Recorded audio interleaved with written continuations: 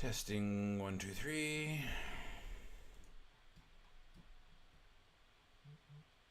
يوم ترونها Testing 1, 2, 3.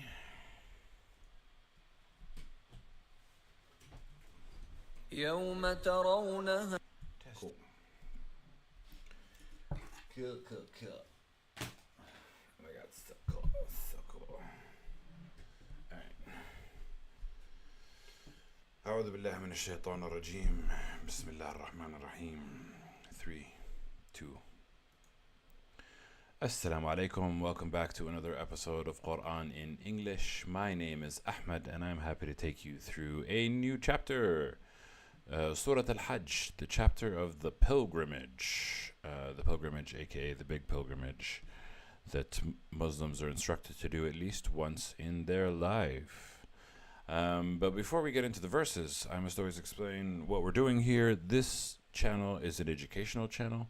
In fact, I am sharing my education journey with the Quran with you.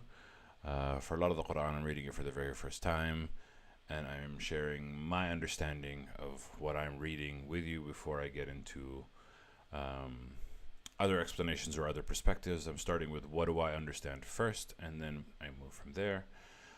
But I may not completely understand things, or I may misunderstand things. So if you have a different perspective, feel free to drop a comment, and I would love to learn from you as much as I hope that you learn from me. One last thing I wanted to say before we get started is today I found myself saying the words, the Quran is cool, which is it's cool for me because it's interesting and unique. It has so much information that you can't find anywhere else, and it's jam-packed, and there's like so much. It's so interesting to study, and I'm very happy that I'm studying it at this point in my life. At this point in my life, I have a base general knowledge of a bunch of different topics, and the Quran is kind of just showing me the light within the realm of thought, because you can think about things a million different ways, and I'm just very excited to learn about life through the lens of the Quran, because I do believe it to be the word of God as relayed to the Prophet Muhammad, peace be upon him. Yeah, that's the disclaimer. That's the intro. 2 minutes as usual. Before we read Quran, we must always say, أعوذ بالله من الشيطان الرجيم, بسم الله الرحمن الرحيم, and off we go. يا أيها الناس اتقوا ربكم إن زلزلة الساعة شيء عظيم. What was that sound? It says, O ye people, O ye humans, O ye people, O humanity, fear your Lord, fear your God. Not fear, be mindful, keep God in your mind. Fear is a different word. Khafu is fear. Ittaqu means kind of like keep in mind, keep thinking of. It can be close to fear in the sense that you can, for instance, tattaqi nar, which means you can be mindful of fire. It's not like you're afraid the fire is going to burn you, but just watch out that you don't put your hand on the fire so that it doesn't burn you. So watch out is more accurate than be afraid, right? And we see this word quite often in the Quran. Where it says be mindful of God. Why? Because indeed the convulsion, the quake, the earthquake, the convulsion of the hour is something that is great. What is this talking about? This is talking about Judgment Day. This is talking about Resurrection Day. And there is a chapter of the Quran called Al-Zalzala, I think. So I'm a bit hazy on the names of the chapters, but I know the verses of it. If the earth quakes, it's quake. And it generally talks about the end of times, because in that chapter it says once the earth shakes, those that do an atom of a good deed will feel it and will see, and those that do an atom of a bad deed will see. So it indicates Judgment Day.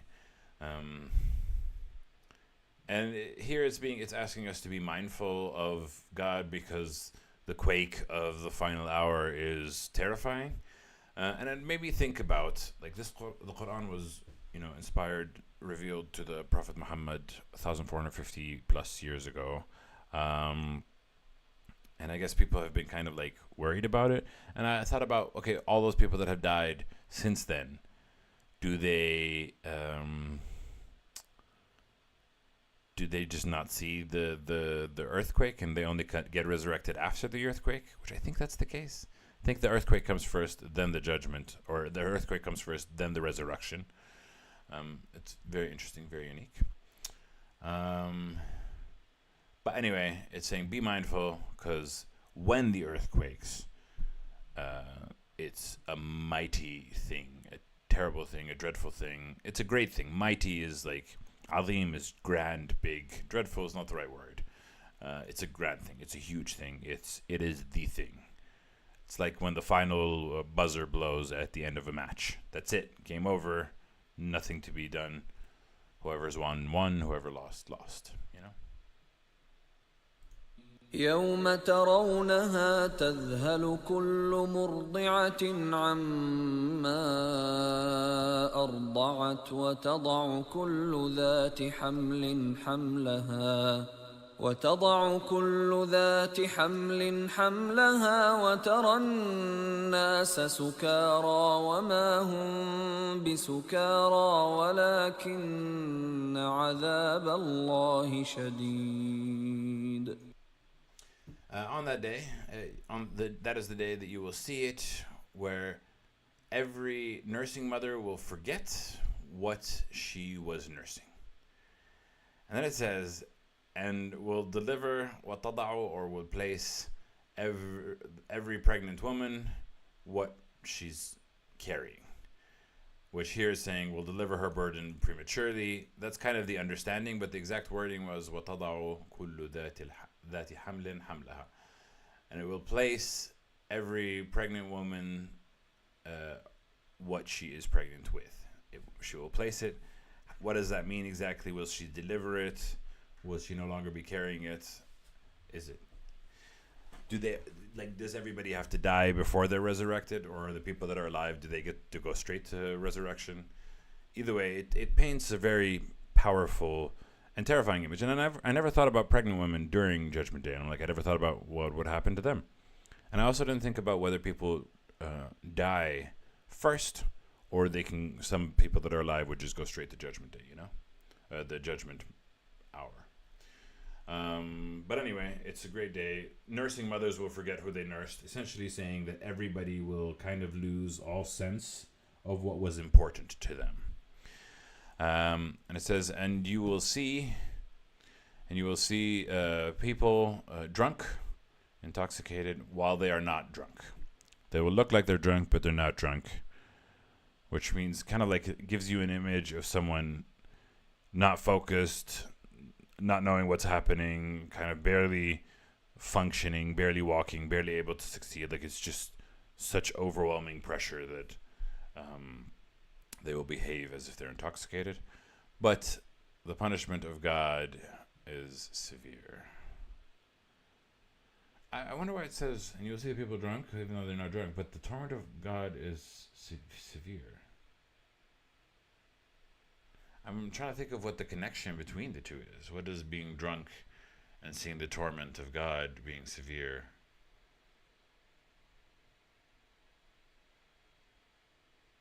وترى الناس سكارى وما هم بسكارى ولكن عذاب الله شديد.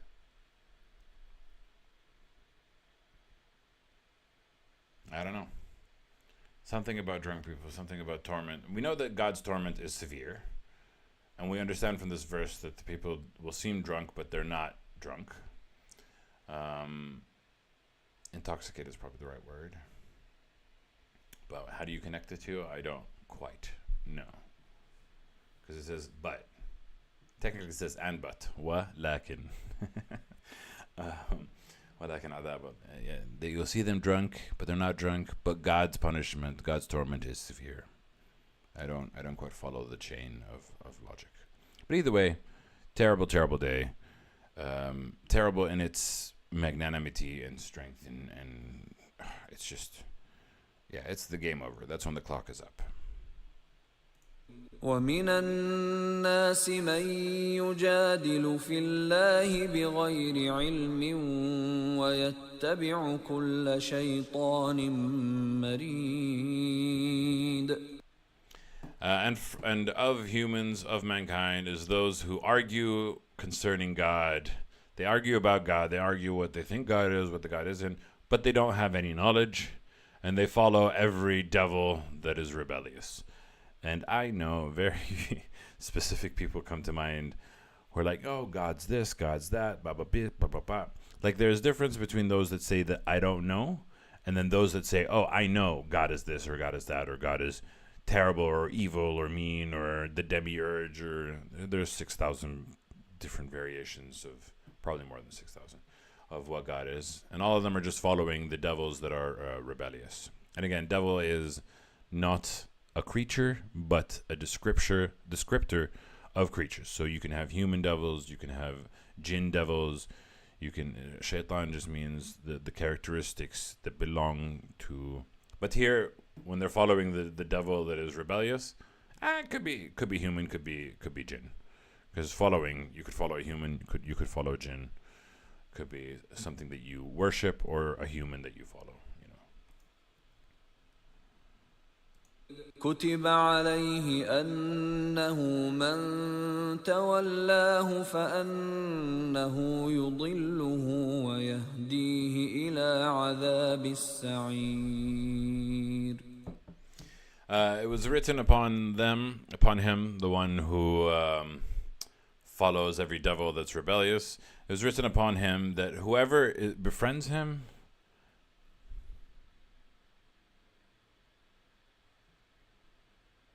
they're saying it's written for every devil. No. I think it's talking about the person who is following them.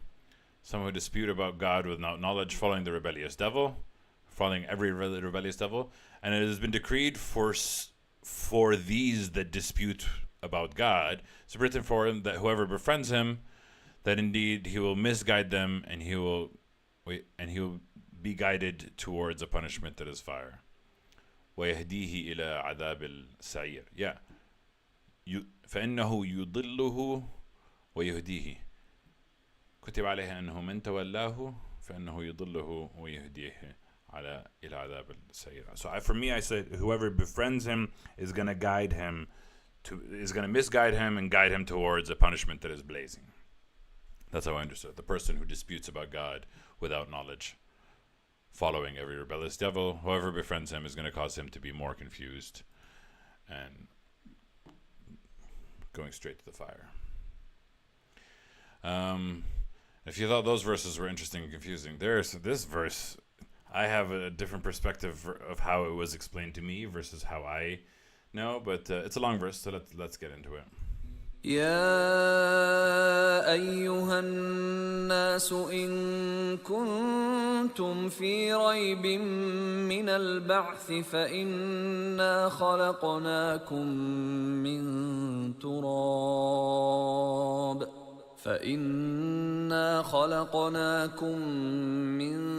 تراب ثم من نطفة ثم من علقة ثم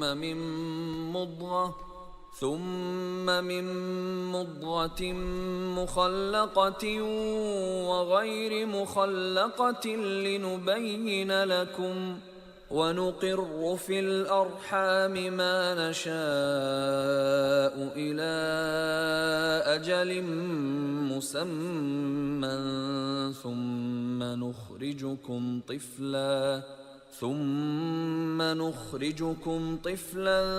ثم لتبلغوا أشدكم ومنكم من يتوفى ومنكم من يرد إلى أرذل العمر لكي لا يعلم من بعد علم شيئا وترى الأرض هامدة فإذا أنزلنا عليها الماء اهتزت وربت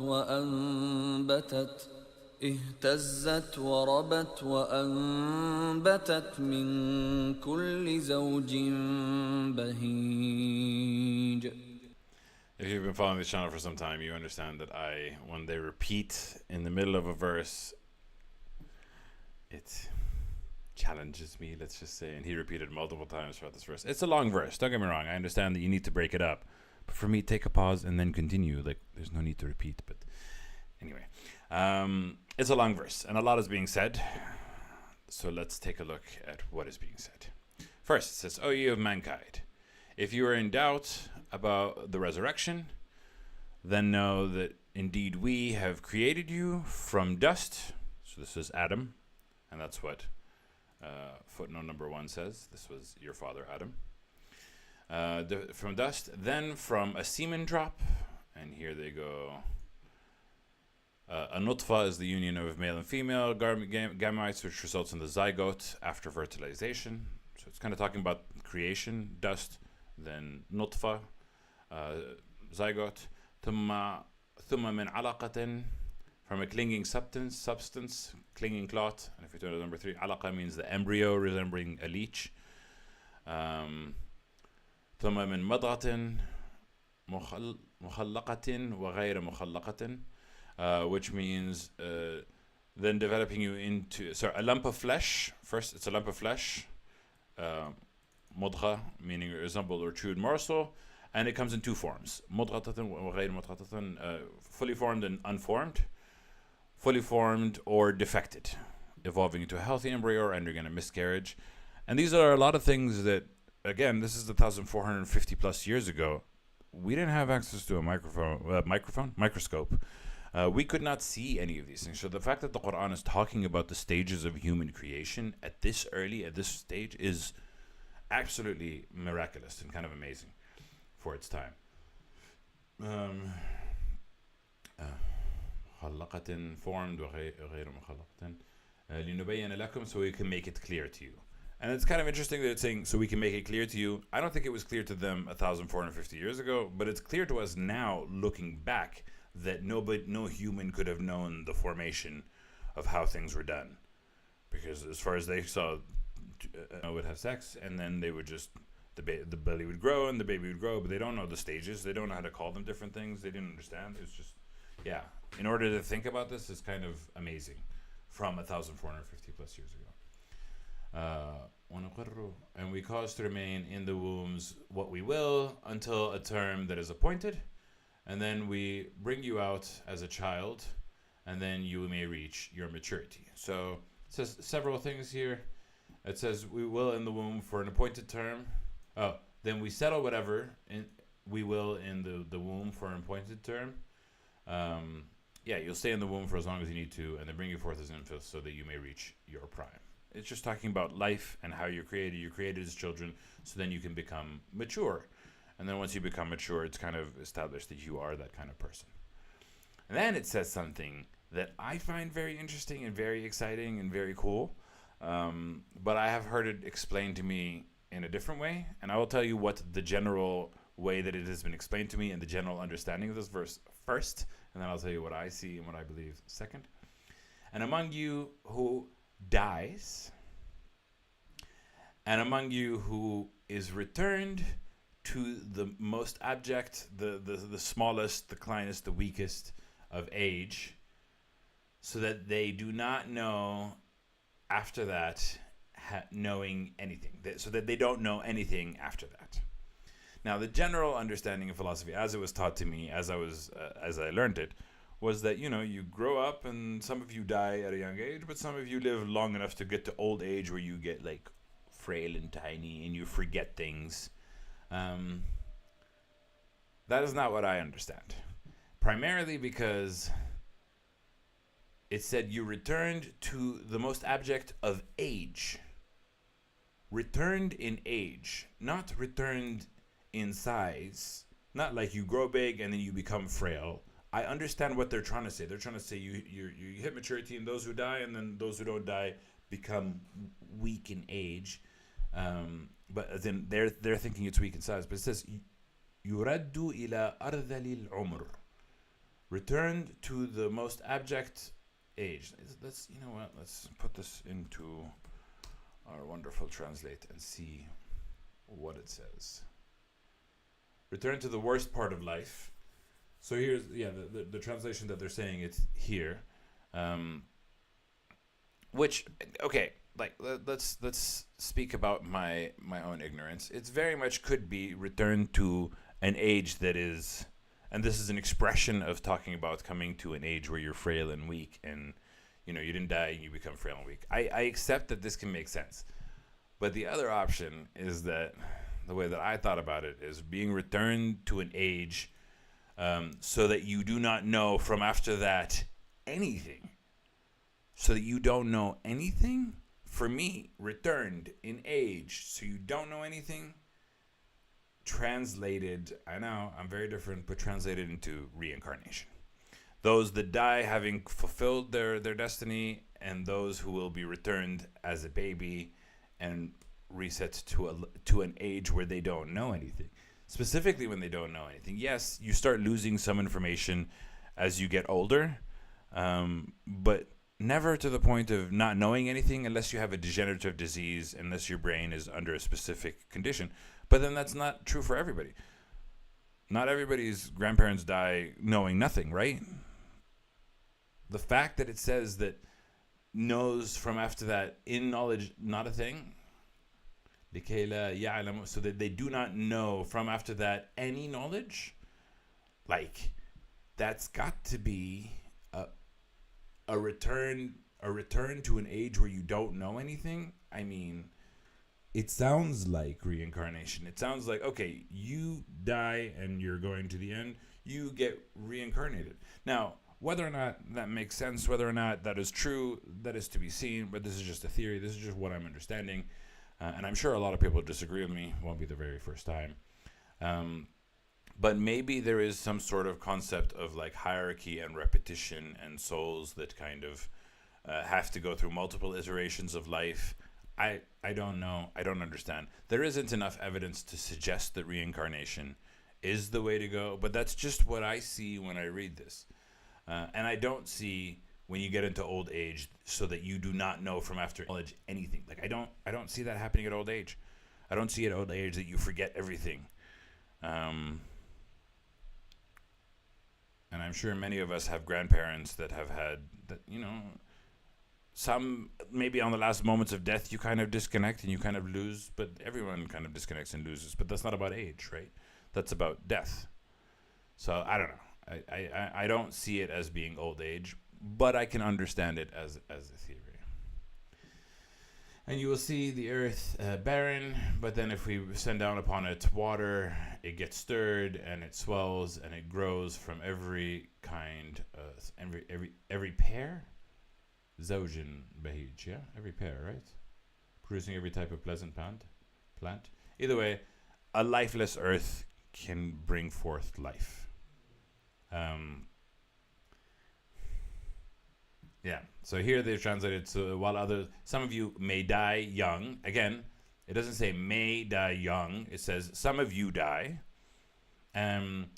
Others are left to reach the most feeble stage of life so that they may know nothing after having known much.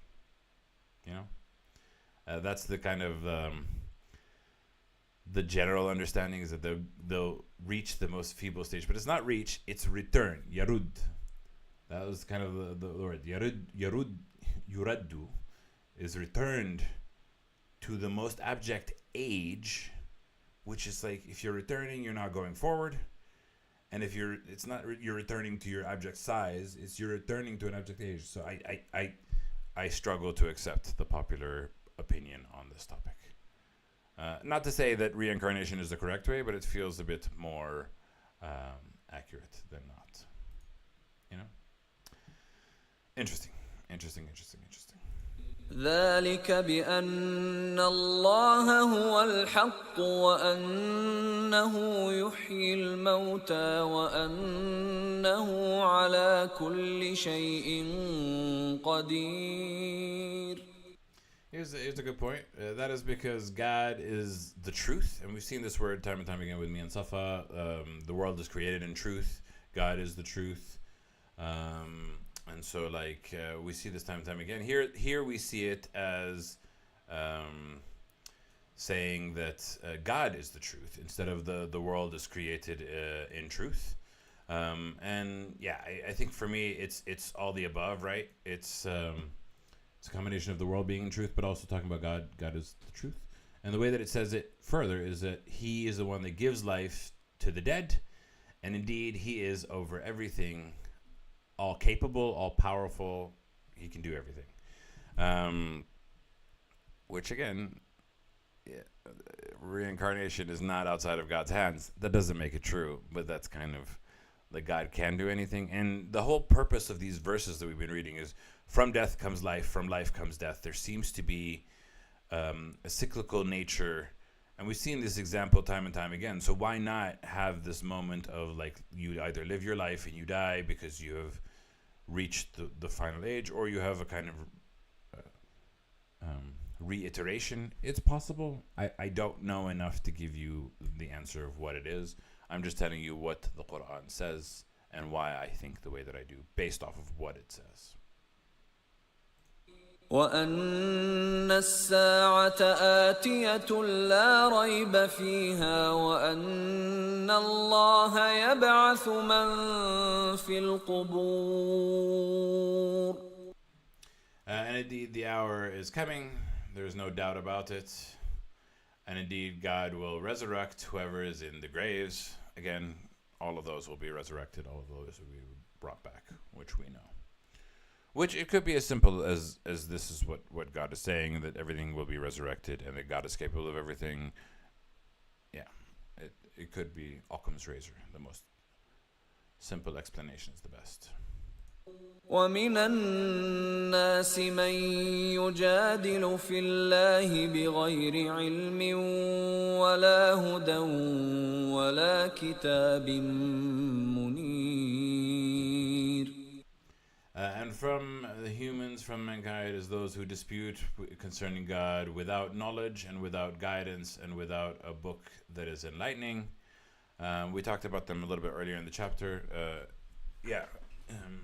That there are people that argue about God and while they're following devils. And here they also kind of say without knowledge, without guidance, and without a book that is enlightening. Which again, that word book is a key word. In the Quran mentioned multiple times. It does mean the Quran. The Quran is an enlightening book, but we have seen examples of the Torah being an enlightening book, one that gives light and gives guidance. We have seen the Injil, we have seen the Zabur. The Injil is not exactly the Bible, but what was given to Jesus, which some loosely translate to the Gospels, but it's not. Anyway, yeah, anyone who's not following a book or guidance or knowledge, but they're still arguing about God, which is wonderful. ثاني عطفه ليضل عن سبيل الله له في الدنيا خزي ونذيقه يوم القيامة عذاب الحريق. Twisting his neck so that to mislead from the way of God. This is the person who's, talking about God without guidance, knowledge, or a book. And they'll twist their necks to talk about God. They'll say a bunch of different things. They'll confuse everyone. And he has for him in this world a disgrace. They will suffer disgrace in this world. And they'll make him taste on the day of judgment, of resurrection, a punishment that is burning. It's interesting that it says that in this world he'll be disgraced.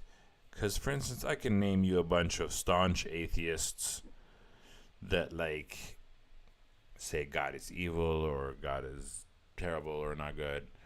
And I don't know if they're exactly disgraced. I think they do kind of feel celebrated. So I don't know what this means, that they will suffer disgrace in this world, because I don't necessarily see it, but maybe I don't see it in the way that it is. Maybe lahu fi dunya khizi.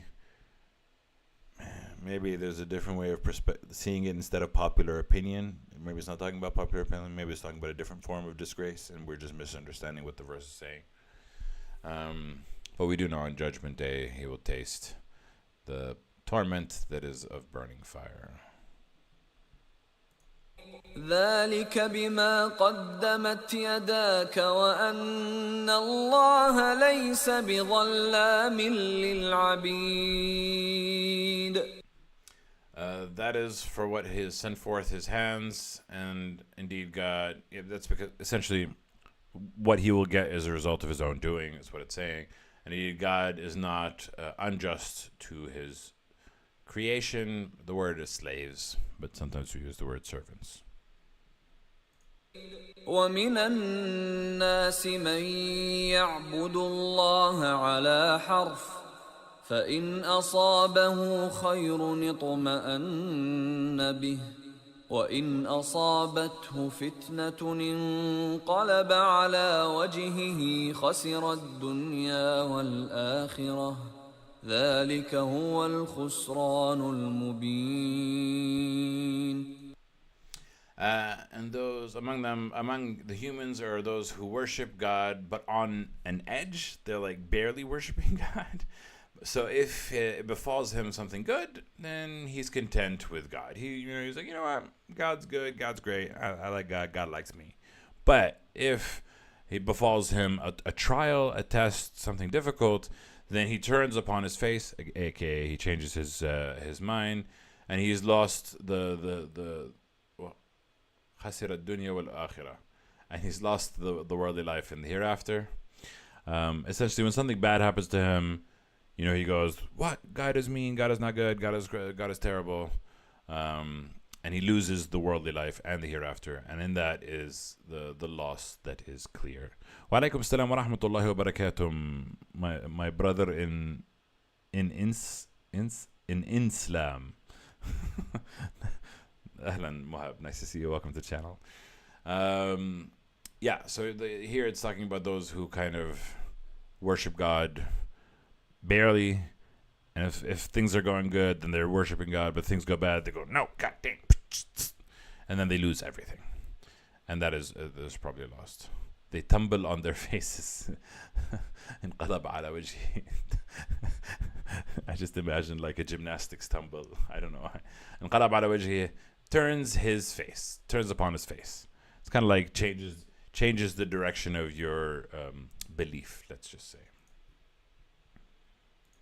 يدعو من دون الله ما لا يضره وما لا ينفعه ذلك هو الضلال البعيد. He calls from besides God what does not harm him and what does not benefit him, and we talked about this in Surah Ibrahim. It was 14. So there must have been in Al-Anbiya there we talked about Abraham's story in Al-Anbiya, talking about the statues which could not help the people that they were praying to, could not even help themselves. Like, I mean, if you can easily get destroyed by a boy, why are we worshiping you? And I feel like this is a continuation of those that worship God on a verge, but it could be something different. Anyway, those that they pray to cannot help them or harm them, and those who are ذلك هو الضلال البعيد, and that is the furthest one can stray. If you're asking somebody for help that can't help you, it's like asking a wall, "Hey, can you give me some money?" And you're like, "Why are you asking the wall for money? It's literally doing nothing for you."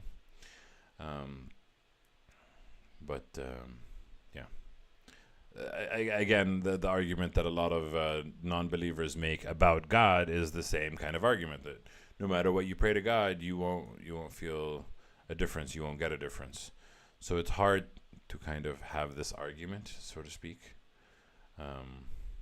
But at least our claim is that God created everything,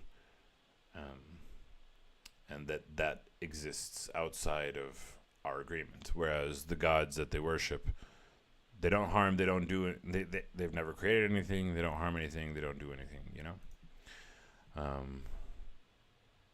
Whereas but it's also kind of like the other thing that God does is deliver divine judgment, and we haven't seen divine judgment for 1,450 years, let's just say.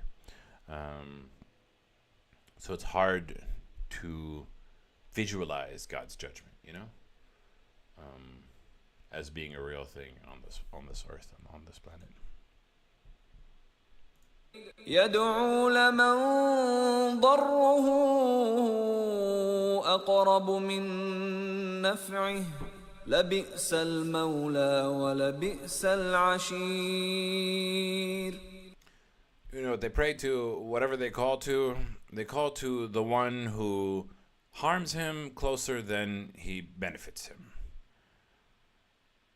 They invoke those whose worship leads to harm, more towards harm than it does to benefit. Liman, towards harm closer than towards benefit, is essentially how that's to be understood. And what an evil protector, and what an evil friend, what an evil associate. You're praying to that which causes you to more harm than more good. It's a pretty bad thing.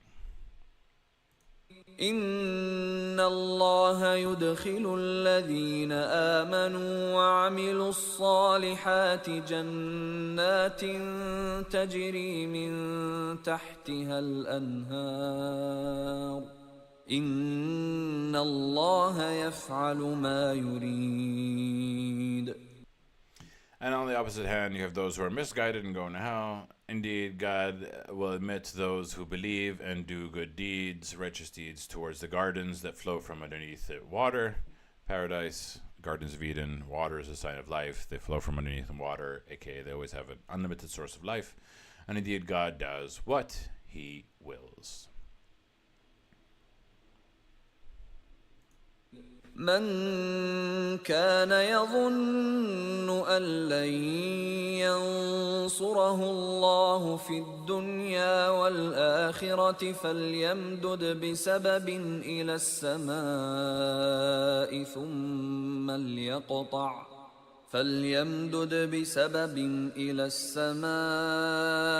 ثم ليقطع فلينظر هل يذهبن كيده ما يغيظ. Now this verse, reading it, I did not understand it. I had to look into the tafsir, and it was like, here they added the word prophet, and all the tafsir talking about the Prophet Muhammad, which I'm like, how do you get, Let's read it word for word and see what it says.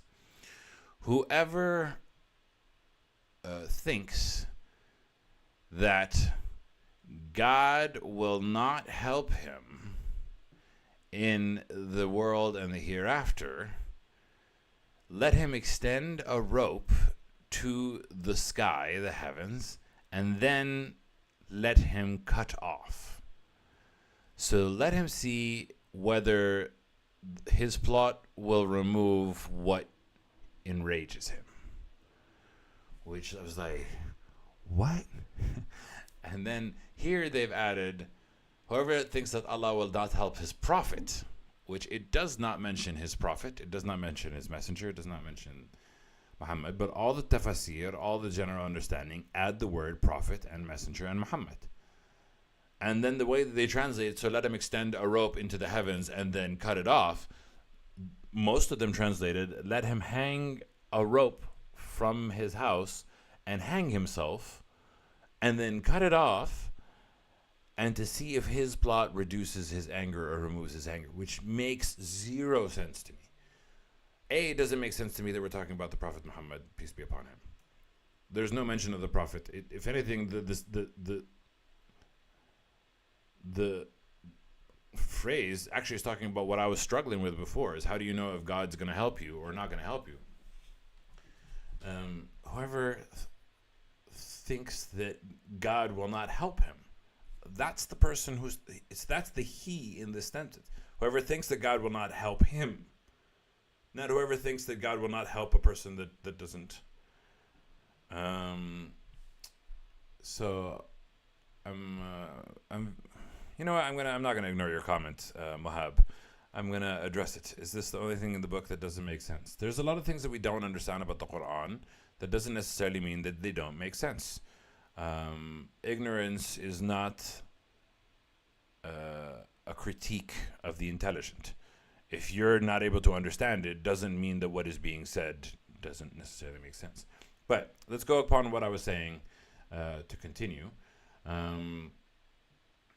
it doesn't make sense that men kana, whoever is, that is the he in the sentence. All of a sudden, we're taking len yasuruhu is now talking about somebody else, just using the word him. Because God does mention the Prophet Muhammad, does mention Rasul, does mention the Rasul many times, and the God's very clear. He would not just say he randomly to refer to him. I don't understand this as an understanding. But what I was saying before is that we were making the argument that those who pray to the false gods, they don't benefit them or they don't hurt them. And the critique of a lot of atheists against the Muslims is that God does not help them or hurt them. And I think this verse is talking about that. Whoever thought that God does not help him in the worldly life or the hereafter, but then I don't quite understand. Let him extend a rope into the heavens and then let him cut off. Yeah, here they said let them stretch a rope out to the ceiling and strangle themselves. That's not what's being written. Then let them see if their plan will do away with their cause of rage. Again, those things don't. How would hanging yourself and then cutting it do away with your rage? No. The closest thing that I can think of is talking about suicide, maybe. But what is extend a rope into the heavens and then cut it off?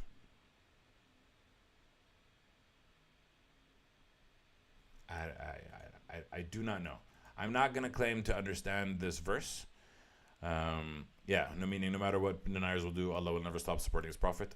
I do not accept the explanation that we're talking about the Prophet. It doesn't make any sense. The Quran talks about Rasul and what God does to protect the Rasul and God does to support him.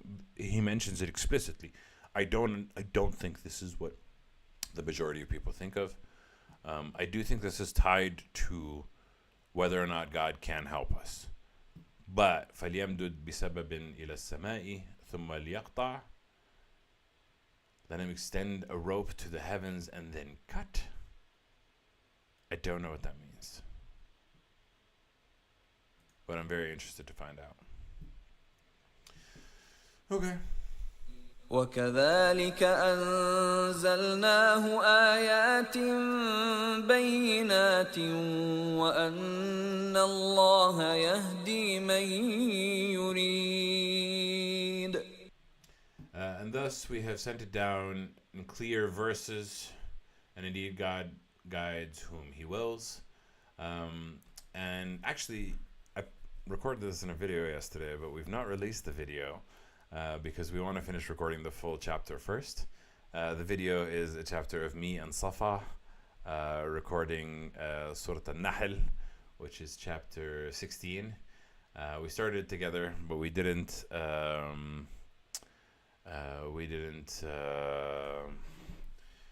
finish recording it. If you want us to release the episode of Safa, just post in the comments of this YouTube video. Let me show her so I can get her excited, so we can get it done. But essentially, the thing that we said was that from the realization that I've come to is that there is so much noise about so many things and so many different perspectives that it's so hard for faith to continue existing. It's so easy for confusion and hatred and anger and jealousy and frustration to overcome faith. And if we didn't have the Quran, I cannot imagine how faith would have survived. It's not only that the Quran is good, it is necessary for us to have guidance. We may not understand it completely. We may not be able to appreciate it completely. And it may take time, but it's also because it's a document for all of time. And at any point claiming that you have completely understood the Quran is at any point you are lying. If you have a real question, Mohab, feel free to drop it. I'm very happy to hear them. But the point I was making is the Quran is such a powerful tool. And it being fixed is so important that it does not change. And obviously we've talked about some of the miracles, about things about the creation of humans from way back when, things that humans couldn't have known. The evidence is in front of us in its perfect grammar form, in its containing of things that we can never think of and never hear, and the fact that it exists for all of time. We really needed the Quran in order to have Islam to succeed, for example, the way that it has. And I can't imagine that it could have gone any other way. Yeah. So the book has been preserved by God in Arabic. How many languages have it been translated to, and how many translation errors and human interpretations have been made in these translations? So that's a very good question, and this is why I love the Quran versus the Bible or the Hebrew Bible, for example, the Old Testament or the New Testament, because the Old Testament and the New Testament were written originally in languages that were not. I think they were written in Aramaic, and then they were translated into Greek, and then from Greek they were translated into English. And the reason why I love the Quran is that we have it in its original language. Even like the Old Testament, it's written in a Hebrew that's not the Hebrew of today. It's written in Old Hebrew, an ancient Hebrew. I don't know what the exact specific term is. So the issue that you're kind of bringing up as a critique is very fair in the sense that translations of translations of translations, you can lose a lot of meaning. Whereas the beauty of the Quran is that we have the language that it is released in, and that is why I'm doing this channel the way that I'm doing it, because I get to look at the exact words. I don't always agree with the translations, and a lot of people will not agree with my translation or interpretation. There are going to be differences in understanding. There are going to be differences in perspective. And the Quran is not a document that can be understood by one person or by one entity in a specific point in time, because it exists for all of time. So some things will apply and some things are not for our time. Some things are for before our time. Some things are for ahead of our time. So nobody will have a complete understanding of it. It becomes a living document, and that's why we constantly refer to it and constantly read it and constantly try to understand it and constantly discuss it and constantly look at it, because it continues to be a source of inspiration and guidance and light. And the more that you dissect it, the more that you find content that you were there. You didn't also, you joined a bit later in today's session. You missed a verse, for instance, that I said that might be indicating of reincarnation, for example. But that the popular Muslim belief is that it's not about reincarnation. The popular Muslim belief is that it's just about reaching old age. I understand, but if I'm reading Italian, if I was Italian reading it in Italian, then I'm getting the perspective of a person who translated it, unless I became a scholar in Arabic to get the original. Correct. Everyone that is a non-Arabic speaker, oh, you were streaming. Everybody that's a non-Arabic speaker is going to have to rely on people with Arabic language skills. And even if you have Arabic language skills, different people have different interpretations. Does that mean one person is right, one person is wrong? Usually, yes. Can there be more than one meaning of the verses? Yes. Just because you can speak the language doesn't mean that you understand it. But the fact that we can speak it and the fact that we have it in its original, unchanged form, I think is very, very important in order for us to be able to appreciate it. Because then you get to see its glory and its relevance, and the fact that it held for 1,465 years. Like, I mean, the document's amazing. And unlike the Old Testament and the New Testament, it is one form, one author, the author being God. But some people will say Muhammad wrote this as if any human could have written one document of this level of perfection, so to speak. But yes, straight a bit from the Quran, but very good questions. Thank you for sharing them, Mahab. I think it's very important to talk about. And thus we have sent it down with clear verses. Yeah, and you also kind of brought up a point that I kind of brushed off. Clear verses, it's some verses of the Quran are not clear. This is not saying that all verses are clear, but all verses are clearly a part of this whole construction. And all verses are in the same form, in the same perfection, in the same style. Like, you know a Quranic verse, and the Quranic challenge is always to anyone, and this challenge has been for 1,465 years. I don't know what year we are, Hijri, by the way, 1,450 plus. The challenge has always been, if you can produce a verse of the Quran, produce 10 verses, produce one verse. Like, the verses themselves are written in a way that is undeniably miraculous, and that's what makes them clear. That doesn't necessarily mean that their meaning is clear. Ayatim bayinat means they're clear verses. They're clearly a part of something that is magnanimous. And God guides whom He intends. And then we get into another interesting. This is where I thought the Quran was so cool, because I'm learning about so many things that I hadn't thought about before, primarily the Magi. But let's see what it says. إن الذين آمنوا والذين هادوا والصابئين والنصارى والمجوس والذين أشركوا إن الله يفصل بينهم يوم القيامة إن الله على كل شيء شهيد. When I first started reading this, I'm like, oh, all these are going to heaven. But I had to wait till the rest of the conversation says. Indeed, those who believed, and those who were Jews, and the Sabians, and the Christians, and the Magians, or the Magi, and those that are polytheists, indeed, God will judge between them on the day of resurrection.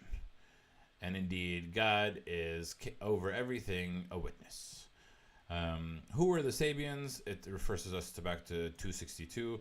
I've seen a YouTube video. Who were the Sabians? There's a lot of, we have the question here. Who were the Sabians? Some people were thinking that they were from the Sabians of Haran. They're centered on star worship and astrology. Some of them call them as the Mandians. Some people say that the Magians are the Mandians. The people of Median and Persian region, the Zoroastrians, but the Sabians are known to possibly be the home of John the Baptist, primarily associated with John the Baptist, which we talked about, Yahya. Or the word Sabian means to leave one religion for another, leading some to refer to apostates from Islam or people who change their religion. I don't think so. I think it's talking about a specific people. Monotheistic believers in Arabia who followed Abraham that were neither Jewish nor Christians. Sabians of Sheba. So there's quite question marks. We don't quite know who the Sabians are. And then it also mentions wal Majus. Wal Nasara, the Christians, we know. Wal Majus, the Magians. Now the Magians, kind of, the most common word is Zoroastrianism. The Zoroastrianism, I don't exactly know the Zoroastrian religion. Some say that it's like a unity between the three, Christians, Jews, and Muslims. Some people say it's the wise men from the east who visited newborn baby Jesus, described in the Gospel of Matthew, the biblical Magi. Again, they talk about astrology, astronomy, interpreting opens of dreams. They had a monotheistic creator God, but they call them Ahura Mazda. But a dualistic worldview of good and evil. So I just, like, it's very cool that the Quran talks about these things, and I go like, ooh, the Magi came from this concept? Do we have the Arabic name for Magi, Majus? It's very cool. But this verse says what? That God will judge between them all on Judgment Day. It's not saying that God is saying, these are the good, these are the bad. God is saying, amongst all these groups, all these people who are essentially trying to seek God and understand God, God will judge between them. God will say who's right, who's wrong.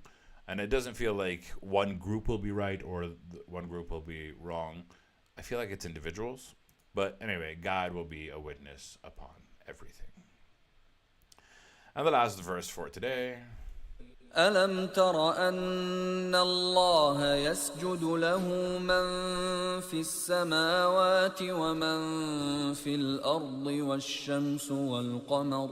والشمس والقمر والنجوم والجبال والشجر والدواب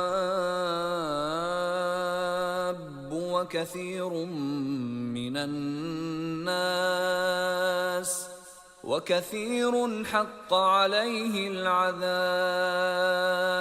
ومن يهن الله فما له من مكرم إن الله يفعل ما يشاء.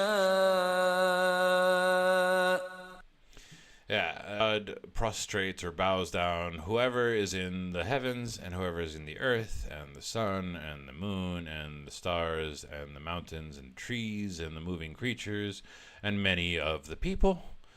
It's interesting. It talks about like celestial bodies, heaven and earth, moon, sun, stars, trees, mountains, creatures, and then many people, because many people do not as well. but many وكثير حق عليه العذاب. Oh, and many have earned the punishment, earned upon themselves punishment. So either you worship God or you get punished. That's the dealio.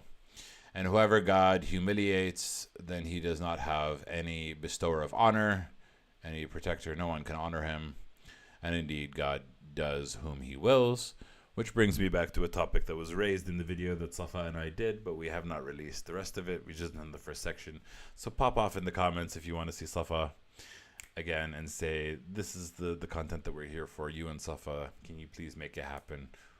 And then we will hopefully get through it. It's just fall has arrived in the Netherlands and people's energies are a bit lower without the sun. But yeah. That's the end of today's episode. Thank you for watching. I appreciate you. As usual, we always end with Sadaq Allah al-Ali al-Azim. And I will catch you guys tomorrow. Guys, girls, everyone that watches this channel. Ma salam. I appreciate you. Goodbye. Bye. Goodbye, part 2. All right. Bruh, today I was tired. Oh wait, I should say goodbye.